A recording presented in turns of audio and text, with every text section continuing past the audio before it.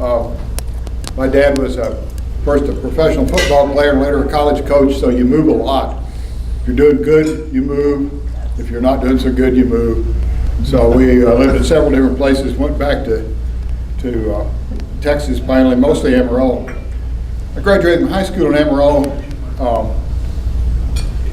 I was the oldest of 4 boys, and I wanted to study, I was interested in math, physics, all that stuff. I wanted to study engineering. So I had applied and been accepted at the University of Texas. Now, we lived, only 120 miles from Lubbock, but Lubbock, oh man, I played high school sports in Lubbock, and it always was a dust storm. And I didn't want to go there. And of course, Austin was 600 miles away. Actually, we're as close to Lubbock as Amarillo is to Austin, to give you an idea. So that was pretty exotic. That's where I wanted to go. My dad had been talking up New Mexico State. He had this connection with all these old football coaches, and he knew the head coach there, Warren Woodson, who had been the head coach here at U of A in the 52 through 57 roughly time.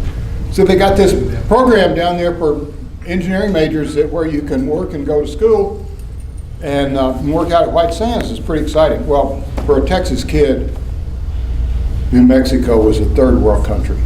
You went to New Mexico to deer hunt and to ski at Ruidoso. Otherwise, you didn't go there.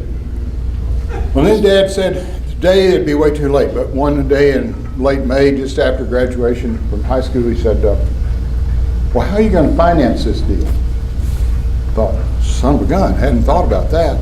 So, you got right behind you, you got Steve and Jim and Kent. We can help you all out a little bit, but you boys are going to have to pull most of your weight.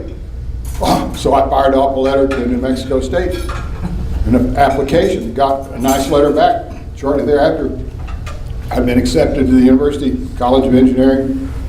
Since, unfortunately, all of the slots for the White Sands Missile Range Co-op program are filled. However, if you're willing to consider travel beyond the borders of the continental U.S., we have another oh, son of a gun. So I quickly filled out this application they sent me and worked my way through college as a electronic tech on a classified Navy program called Project Transit, which was a navigational thing, and it graduated into what we now call GPS.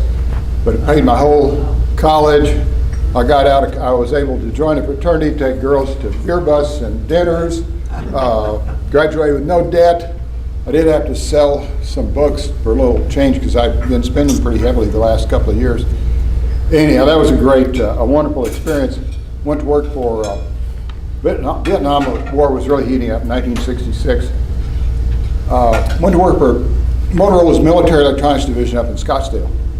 And there were about 40 brand new engineers that year in Motorola. We were working on military stuff, mostly for the Air Force. I was in missile fusing, missile guidance systems, and bomb fusing. And they applied for drafter permits. Well, this took about 8 months or 9 months. And finally, everybody got their responses back. And me and a black kid from Tennessee were the only 2 who did not get a permit. So the company appealed that. Anyhow, I was there 2 years, run out of appeals. I was really thinking of joining the Air Force when Bell System had interviewed me and offered me a job when I was getting out of school, and I passed over them. They came back again with a better offer. I said, well, I'm 1A, so that's okay. We can get you a 1-year deferment, and after that, if you go into the military, if we like you, we'll take you back when you get out. And there was a special rapid advance, so-called high-risk, high-gain management program. Anyhow, I went.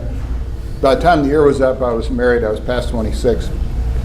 So, spent about 30 years. And when I went to Albuquerque with a telephone company, I fell into the red-blooded American boy's dream. I met a pretty girl whose daddy owned a liquor store and the best steakhouse in town and married her, and you all met Pat. But we're about to celebrate our 47th. We're in our 47th year now. I was mostly in engineering and construction kind of stuff, had a lot of fun. It was really, I had this idea of the phone company. I'd just seen those little green trucks. Remember when they were green? Now they're white with these stripes. They used to be green. Didn't seem very interesting. Actually, it was really fun. I did things like negotiated right away with the Hopi Indians across the reservation, which was really an experience. Wound up with dealing with a cowboy who claimed to have been knocked off his horse by one of our low-hanging wires. Oh, just a lot of fun stuff. I was at AT&T headquarters in New York for a few years as a financial analyst. Retired in 1997. We'd been here in Tucson from 83 to about 90, and I was a member of this Rotary Club then. When we came back, I'd been, because of my job here, I'd been in a number of different organizations and community service groups. And my wife said, wouldn't you like, she knew I always really had fun at Rotary. Wouldn't you like to get back in? Well, yeah, I would. So I ran into Sandy and Sue down at the Safeway at Bear Canyon in Tanque Verde, and Sandy says, put the arm on me, and sure enough, son of a gun, here I was, back in Rincon Rotary. So I'm happy to be here. I was still, at that time, I'd been retired a couple of years, but working as a consultant.